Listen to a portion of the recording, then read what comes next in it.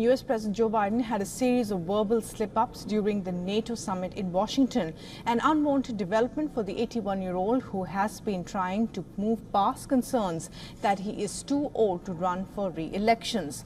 But he remains adamant to stay in the 2024 presidential race. At the end of his speech, Biden announced he had a list of reporters to call on in the question and answer segment of the news conference. His performance grew slightly more uneven as he took repeated questions about his ability to represent the Democratic Party in the upcoming election. Addressing the intense scrutiny over his mental fitness to serve another term, the U.S. president called himself the most qualified person to run for president. However, in the very first press question, he called Republican frontrunner Donald Trump his vice president instead of Kamala Harris. In this session, we will address our... I wouldn't have picked Vice President Trump to be vice president, but I think she was not qualified to be president. So let's start there.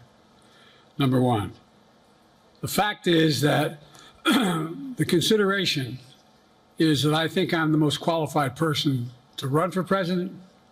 I beat him once, and I will beat him again.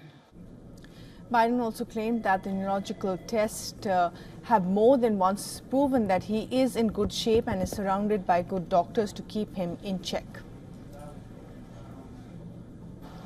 I've taken 3 significant and intense neurological exams by a